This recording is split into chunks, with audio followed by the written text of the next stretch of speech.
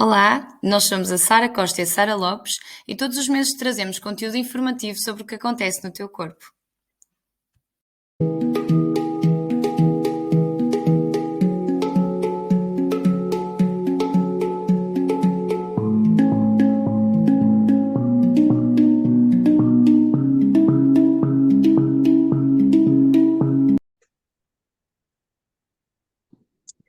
Então, olá a todos, bem-vindos a mais um episódio do nosso podcast No Corpo.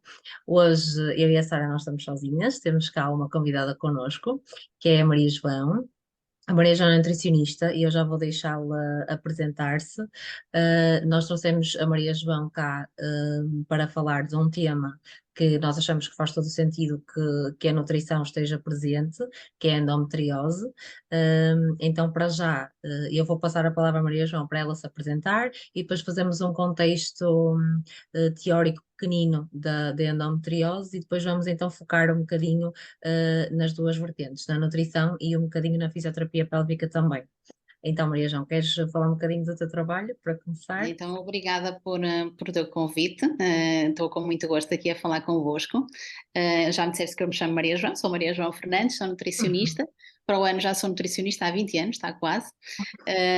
Trabalho já há muitos anos, portanto, né, comecei mais na área do emagrecimento e trabalhei muitos anos nessa área e depois aí em 2012, quando fui mãe da minha primeira filha, comecei a interessar-me mais pela nutrição materno-infantil.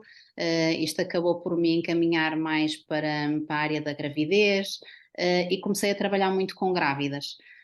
Foi neste contexto que depois comecei também a receber pessoas que queriam engravidar e que tinham alguns problemas em engravidar, e comecei também a estudar esta área da fertilidade e, portanto, as doenças relacionadas com a saúde da mulher, como a síndrome do ovário poliquístico e a endometriose. E, portanto, hoje em dia tenho trabalhado muito nestas áreas, não é? Da gravidez, da fertilidade e da saúde da mulher. São as áreas que tenho maior paixão. Ok. Pronto, e basicamente é isto. Alguma coisa que precisem de mim, podem consultar também o meu site, mariajoanutricionista.pt, e alguma dúvida, disponham. Ok, boa. Muito bem, então, só para fazermos aqui um contexto rápido, pronto. Infelizmente, a endometriose, agora já se vai falando mais, mas é uma doença crónica que tendencialmente demora muitos anos a ser diagnosticada, porque acaba por ter sintomas que são um bocadinho desvalorizados, digamos assim, e que são aceitos como normais. O sintoma principal será a dor menstrual, apesar de depois ter outros sintomas gastrointestinais associados e mesmo sintomas de fadiga, pronto, outros sintomas físicos, mas a dor será o sintoma principal, digamos assim, e que é um bocadinho desvalorizado. Pela população em geral, não só pela população médica. Então, acabamos por ter aqui um adiamento no diagnóstico e, basicamente, a endometriose é então a proliferação das células do endométrio para fora do útero, ok? E elas vão sangrar sempre que há uma menstruação e vão criar ali um processo inflamatório junto dos diferentes órgãos, onde estão essas células que não era suposto estarem. E então o que nós queremos é tentar perceber de que forma é que aquilo que nós comemos pode ter influência neste processo inflamatório, ou seja, como é que nós, através da alimentação, temos a capacidade de controlar um bocadinho os sintomas e depois todos os sintomas gastrointestinais, por exemplo, que advêm desta doença, e como é que também depois a fisioterapia pode ajudar um bocadinho mais também nestas questões mais físicas.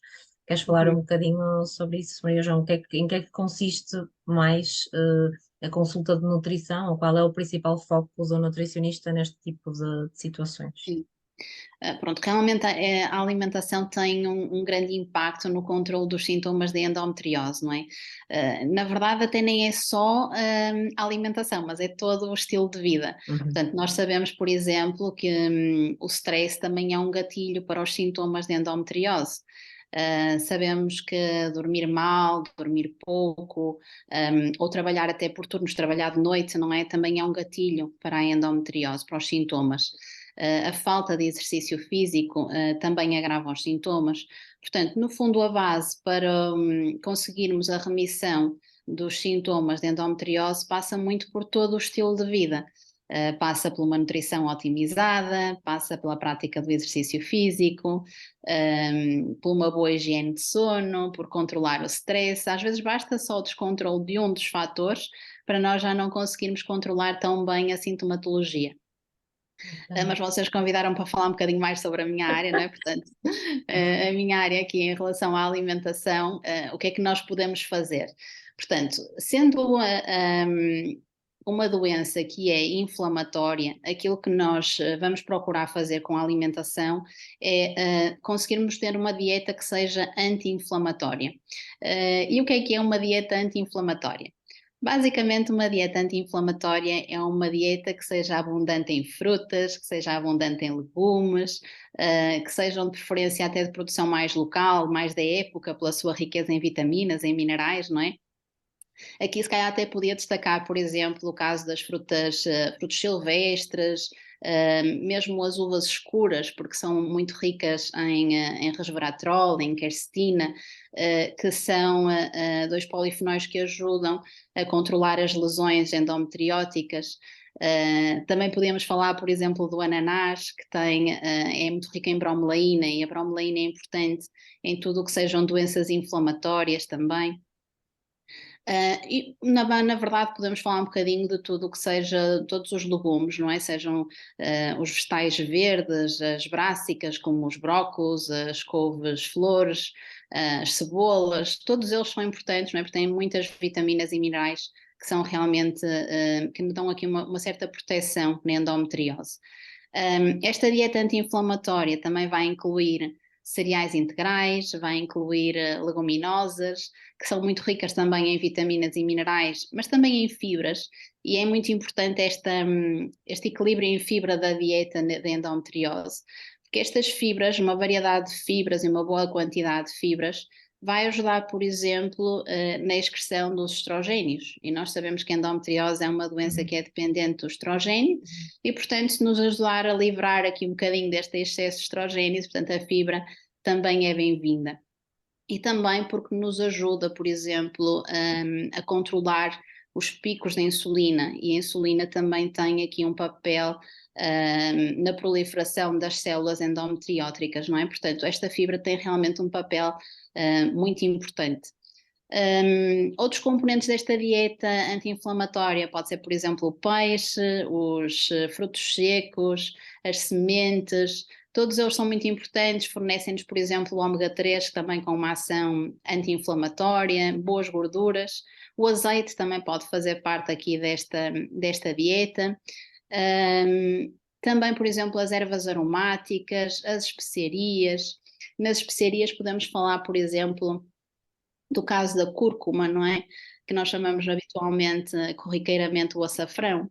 O açafrão também tem propriedades anti-inflamatórias muito evidentes, apesar de ser um bocadinho difícil de absorver, não é? Portanto, nós podemos utilizar o açafrão, imagina, por exemplo, um prato que nós gostamos com açafrão, talvez uma paella, não é? Com açafrão. E juntamos um bocadinho de pimenta preta. Esta pimenta preta já vai ajudar na absorção do açafrão, que só por si é um bocadinho mais difícil de absorver. Deixa-me só dizer uma coisa, desculpa. Aproveitando o teu raciocínio, duas coisas. Primeiro, a questão das fibras também é muito importante depois para a questão intestinal, porque normalmente Sim. estas pessoas variam um bocadinho entre a obstipação e a diarreia, não é? Por isso é que tu dizes que também estávamos a dizer há Exatamente. bocadinho que pode ser confundido com o cólon irritável. Portanto, a fibra ajuda imenso a que a consistência das fezes esteja melhor, não é? Mais normal, digamos assim. E depois, também queria pegar. Há muita tendência também de nós, se calhar, irmos para os multivitamínicos e para suplementos antes de, se calhar, fazermos uma consulta que nos diz que com os alimentos que nós temos em casa conseguimos, se calhar, ter estratégias, não é? Para conseguirmos aumentar a absorção de um determinado nutriente que nós precisamos através da alimentação, não é? Antes de irmos para os Exatamente. suplementos. Porque Eu De acho uma que forma falaste mais, deixa. Diz, diz, desculpa, Sara. de uma forma mais funcional, até porque na consulta de nutrição a pessoa aprende a fazer isso e leva para a vida, não é? E enquanto com os suplementos depende da toma de suplemento para a pessoa se sentir bem ou não, depende dos resultados que ela sinta. Portanto, aqui a consulta de nutrição acaba por ser um investimento para a vida, porque a mulher efetivamente aprende como fazer de forma correta, não é? E até porque é uma Utilizando. doença crónica, portanto o tratamento Claro, também é para a vida, não é? Portanto tem que haver mesmo exatamente. uma mudança dos hábitos. Eu acho que falaste aí de um ponto que é mesmo muito importante, ou seja, realmente a base é a alimentação. Portanto, é aí que nós devemos, primeiramente, ir buscar as vitaminas, os minerais, as fibras. Não quer dizer que numa fase inicial, se eu me aperceber, por exemplo, que existem carências marcadas de vitaminas e minerais, seja por uma má absorção intestinal, seja porque a pessoa faz um plano desequilibrado, porque, por exemplo, as análises clínicas mostram que existe carências de vitaminas e minerais, então pode fazer sentido fazer uma suplementação específica para aquilo que esteja em falta no momento.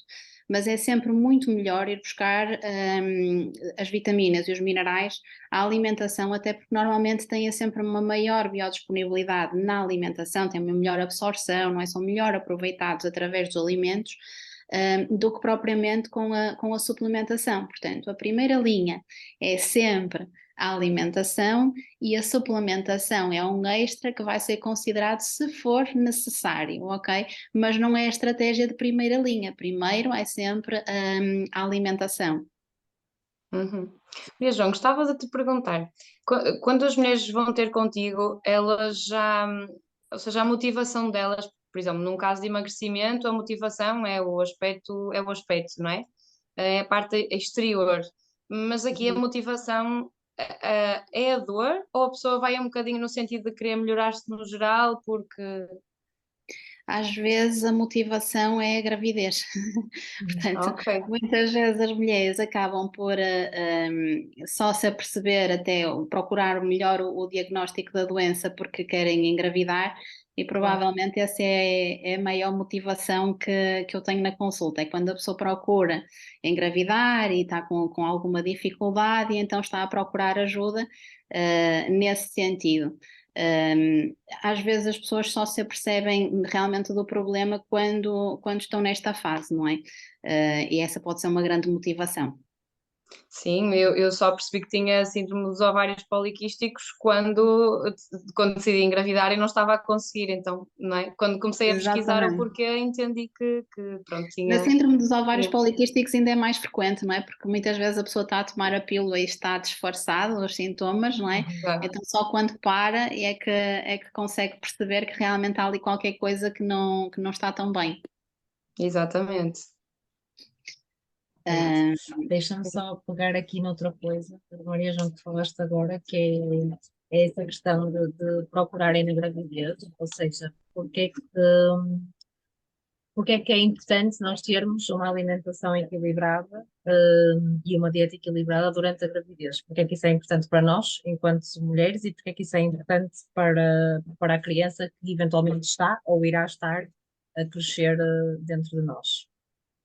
Olha, na verdade, a alimentação na gravidez e até a alimentação que nós fazemos até 3 meses antes da gravidez, e nesse caso não entra só a mãe, entra também o pai, não é? A Uhum. alimentação que nós vamos fazendo, vai influenciar a qualidade das nossas células produtivas. E isso, vai ter um impacto depois, na saúde do bebê. E a alimentação, desde antes da pré-conceição, portanto, desde a pré-conceição e depois durante toda a gravidez, aí a alimentação da mãe, não é? Vai ter impacto na saúde do bebê, desde que ele nasce até à idade adulta e até à velhice. É muito engraçado, não é? Portanto, mesmo, por exemplo, em termos de controle de doenças crónicas, sejam doenças cardiovasculares, diabetes, doenças neurológicas como Alzheimer ou Parkinson, isso pode ficar a ser definido já desde a gravidez. E por exemplo, até principalmente se o bebê for uma bebê menina, a saúde, portanto, aquilo que eu como hoje, se eu estiver grávida de uma bebê menina, eu já estou a influenciar a saúde dos óvulos dela que se vão desenvolver em meio embrionário e então já estou a influenciar a saúde dos meus netos. É muito interessante Incrível. isso, não é? É incrível mesmo. Eu acho que nós, nem, quando ficamos grávidas, não é? Nem nos lembramos da importância que tem daquilo que estamos a comer, não é? Como pode ter impacto em tão longo prazo. Sim, no fundo, tudo, não é? O que nós estamos a comer, se nós dormimos ou se não dormimos, não é? Se fazemos exercício ou se não fazemos, se temos muito stress ou se não temos, na verdade, tudo nestas fases parece ter uma influência muito grande e, pronto, e acho que as pessoas, infelizmente, só procuram mais ajuda quando tem algum problema, não é? Quando alguma coisa se calhar Exatamente. não está a correr É, muito quando bem, dói, por quando não prevenção, conseguem o objetivo que pretendem, exatamente, por é um bocadinho prevenção por aí. não vão tanto. Deixa-me só fazer aqui uma parte em relação à fisioterapia, que é, pronto, acho que faz todo sentido, e já tinha falado contigo sobre isto, haver esta partilha, não só com a nutrição, também com a psicologia, por exemplo, pronto, depois com aquilo que a gente for vendo que é necessário, nestas questões, por exemplo, urinárias e gastrointestinais, que muitas vezes são frequentes nas pessoas com endometriose, é super importante, porque eu, na consulta, posso ensinar aquela pessoa a esvaziar o intestino e a bexiga de forma mais eficaz, mas se ela não bebe água suficiente e não tem uma consistência das fezes adequada, isso dificulta o meu trabalho, porque por mais que ela consiga fazer a nível muscular tudo perfeito, depois se o resto não tiver a ajudar, acaba por não conseguir ter resultados na mesma. Por isso, normalmente é muito importante, eu falo muito da dieta, não consigo dar conselhos tão específicos como uma nutricionista, por isso é que é importante que as pessoas vão à nutricionista, mas de facto acho que são trabalhos que se complementam, mas ao mesmo tempo também sinto que, por exemplo, no Sistema Nacional de Saúde é muito difícil as pessoas terem acesso a este tipo de especialidades e de forma tão específica, e que isso também pode, de alguma forma, limitar a procura das pessoas, porque a dada altura já não conseguem procurar tudo, né? Já não têm disponibilidade nem financeira e às vezes nem mental para estarem a fazer tantos tratamentos, ao mesmo tempo, né? Portanto, É. aqui uma dica que nós podemos deixar é se calhar um bocadinho também a pessoa ir por passos, não é? E perceber, ok, o que é prioridade agora, o que é que me está a incomodar mais agora, e tentar, de alguma forma, ir fazendo este acompanhamento multidisciplinar, nem que seja espaçado e intervalado, mas ir tentando gerir, não é? Aos pouquinhos, cada uma das partes, se calhar começando pelas mais Sim. importantes primeiro, não é?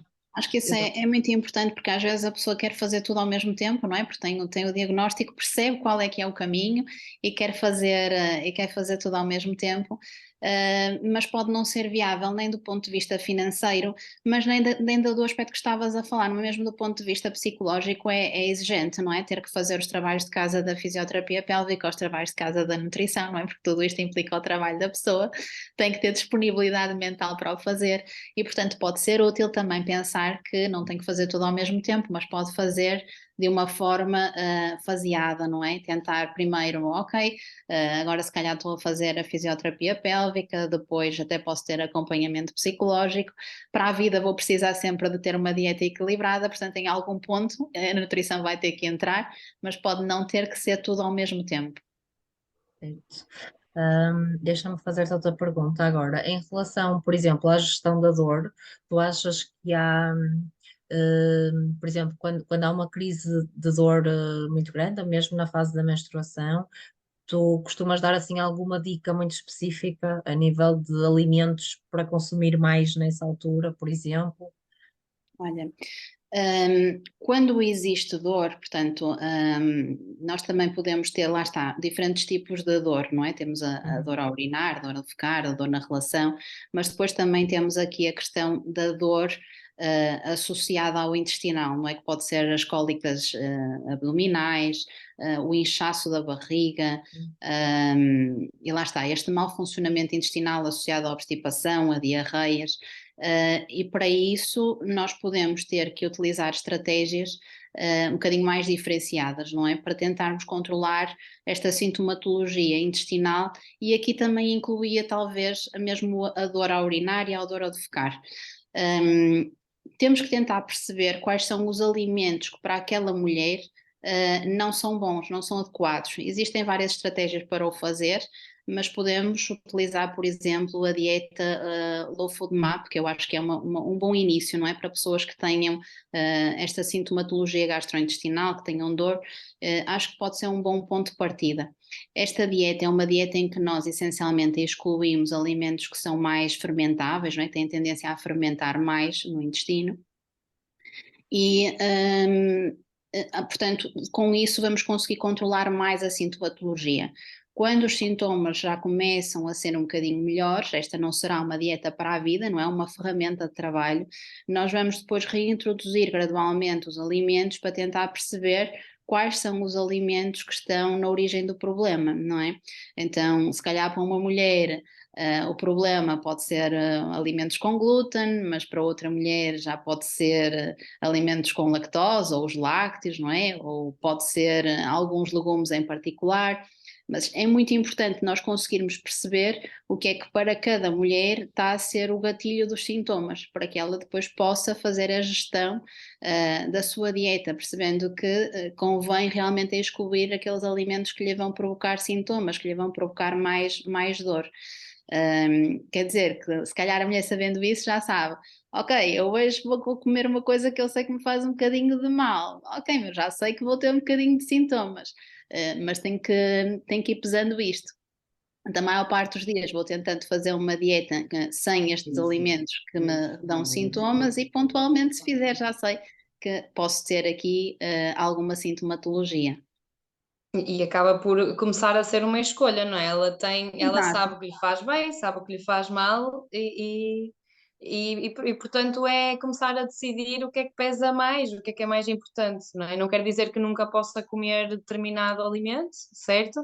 Mas vai começar a pesar mais vezes, se calhar, para Vai decidir começar a da melhor pensar se forma. calhar à frente, não é? Vai começar a pensar, Exato. ok, então isto sabe muito bem hoje, mas e amanhã, como é que eu vou estar? Será que me vai fazer bem? Então é uma Qual é o escolha, preço não é? a pagar? Exato, Vou ponderar exatamente. se quero fazer ou se não quero fazer esta asneirinha, que para mim eu sei que vai ter umas certas implicações. Claro, e isso depois está muito relacionado com o aprendermos a ouvir o que o nosso corpo diz, não é?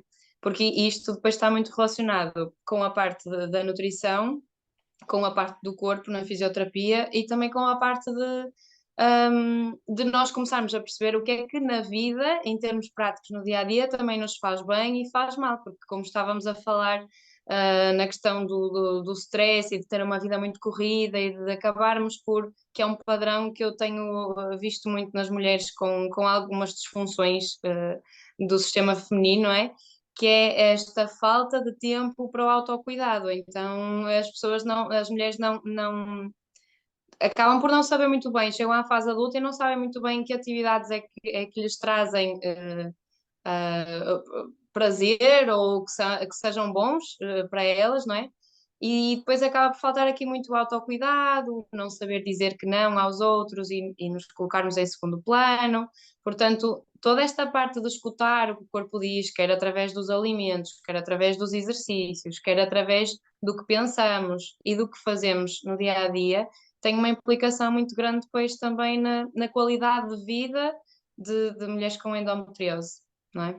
Exatamente, é isso. É tudo, às vezes nós estamos a falar essencialmente da alimentação, não é? Mas às vezes basta realmente só o stress descontrolar, que já vamos ter sintomas e que nós até pensamos, será que foi alguma coisa que eu comi, não é? Ah, não, se calhar não foi, se calhar foi aqui o stress no trabalho, foi a minha discussão com o meu marido, foi os filhos que não se portaram bem, não é? E às vezes isso é o suficiente para nós termos sintomas que nem sequer são associados com a alimentação. É um conjunto. Exatamente. Porque nós somos Não, um conjunto, não é? Não funcionamos só em uma área, não é? Então não deixa de ser importante as pessoas terem esta perspectiva mais global delas próprias, não é? Porque não é só o que comemos, não é só o número de horas que dormimos, não é? Sim. Exatamente. É todo o sim, conjunto. quero aproveitar um bocadinho que vocês falaram disso para trazer também um bocadinho aqui pronto, a parte da fisioterapia, que se nós, não, como a Sara disse, não prestamos atenção a essas coisas mais visíveis, se calhar, e mais perceptíveis, muito menos atenção prestarmos ao pavimento pélvico, que é uma coisa que nós Esquecido. exato, nem sequer sabemos que existe, na verdade. Portanto, só quando às vezes chegam esses sintomas, a dor, por exemplo, a urinar, a dor a defecar, a dor na penetração, só quando isso aparece é que nós, por norma, percebemos, ok, se calhar há aqui alguma coisa que não está bem. E vamos procurar um bocadinho ajuda nesse sentido. E como vocês disseram também, o stress acaba por, o stress e pronto, algumas dificuldades que nós vamos tendo e o contexto em que nós estamos inseridas vai tendo influência no nosso, também no nosso corpo, e o nosso pavimento pélvico acaba por sentir muito portanto, esta tensão que se vai mantendo, causada pelo desconforto na penetração, o desconforto com as alterações intestinais, portanto, tudo isto vai fazendo com que os nossos músculos vão ficando cada vez mais tensos, mais contraídos, e isso vai não só agravar os sintomas que nós já temos, como também provocar, digamos que uma alteração crónica também no estado destes músculos, ok? E é um bocadinho aqui que na endometriose entra a fisioterapia, ou seja, na ajuda da gestão da função destes músculos, ou seja, tentar perceber, ter um equilíbrio entre o contrair e o relaxar, e depois também dando estratégias, como eu falei há pouquinho, para que as pessoas consigam esvaziar melhor o intestino, esvaziar melhor a bexiga, ter hábitos mais saudáveis.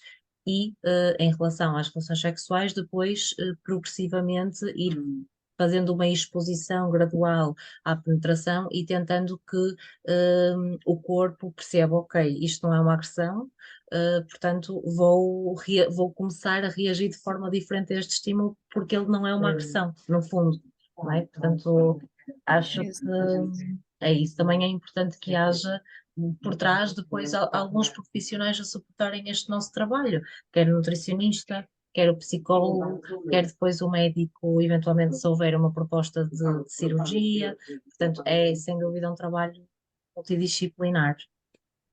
Exatamente. É um trabalho de equipa. Isso.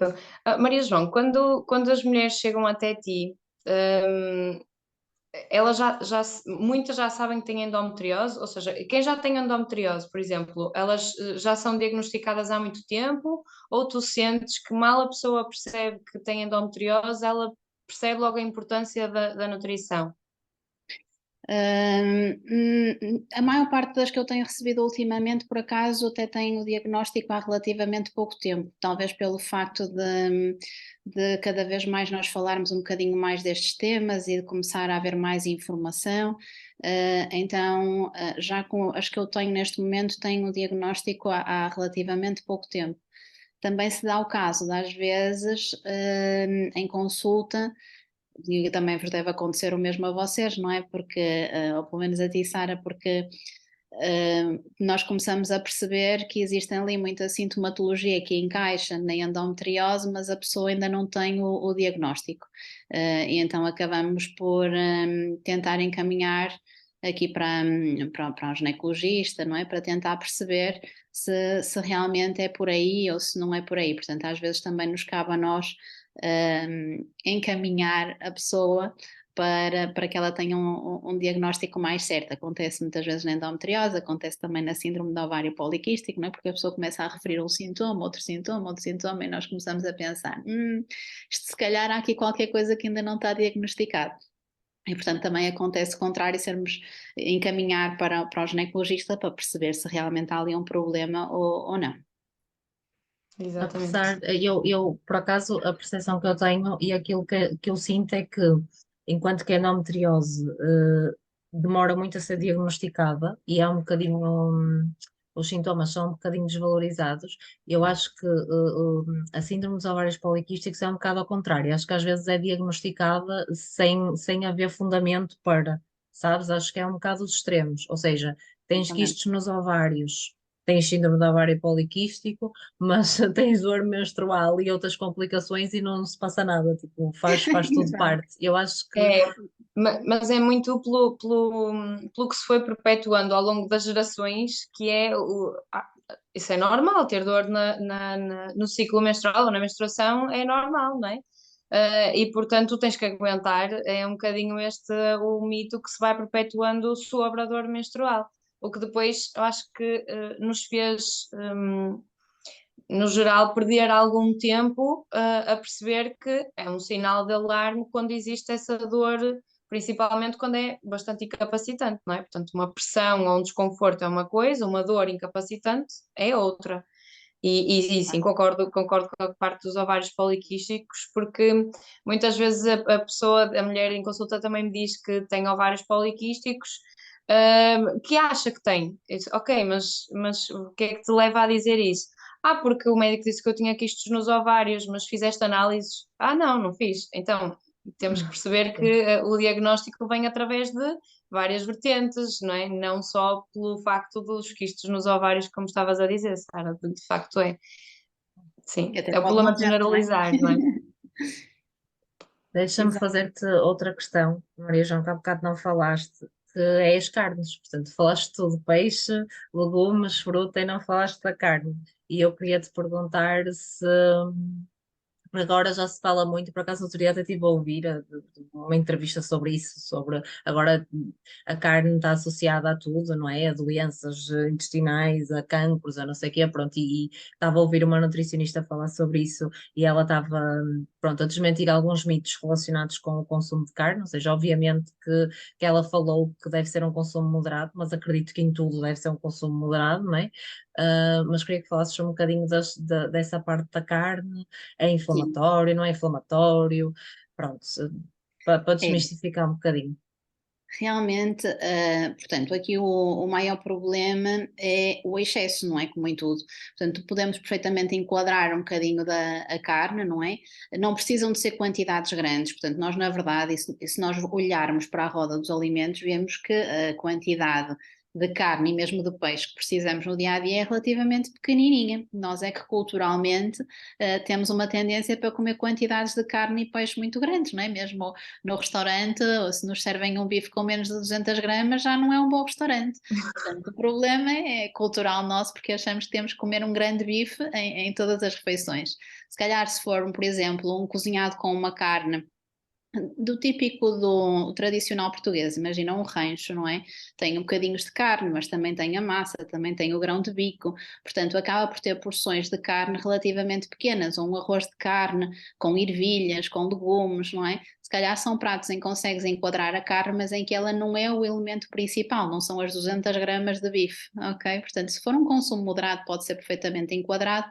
O problema maior está no excesso das carnes vermelhas, portanto, um consumo regular diário de carnes vermelhas e que acontece em muita gente, não é? Aí sim, isso é um dos fatores que agrava também a endometriose, porque é realmente pró-inflamatório. As carnes vermelhas, as charcutarias, não é? Os presuntos, os chouriços, todas essas coisas que são um bocadinho típicas nossas, não podem, claro, ser consumidas numa base diária, tem que ser realmente um consumo mais pontual. Agora, se for um consumo de carne vermelha uma ou duas vezes na semana, eu acho que isso pode ser enquadrado. Não pode ser, é um consumo continuado. Isso, por exemplo, também tudo o que sejam produtos mais processados, não é? Produtos muito processados, ricos em gorduras trans, que são as piores de todas, não é? Que são aquelas que são produzidas pela indústria e vêm naquele tipo de produtos muito processados, em bolachas, em refeições pré-preparadas, não é? Produtos com uma grande lista de aditivos que também são prejudiciais, não é? Tudo o que sejam açúcares, bebidas alcoólicas, este é o conjunto de alimentos que é tendencialmente mais pró-inflamatório. Portanto, são aqueles alimentos que nós temos que fazer de uma forma muito mais pontual. Porque realmente são aqueles que, sendo pró-inflamatórios, vão agravar a doença. Portanto, se nós fizermos uma alimentação mais com base na nossa dieta mediterrânea, que é a nossa não, portanto, a antiga, certo? Porque não a dieta que se come nos países mediterrâneos, mas a dieta mediterrânea.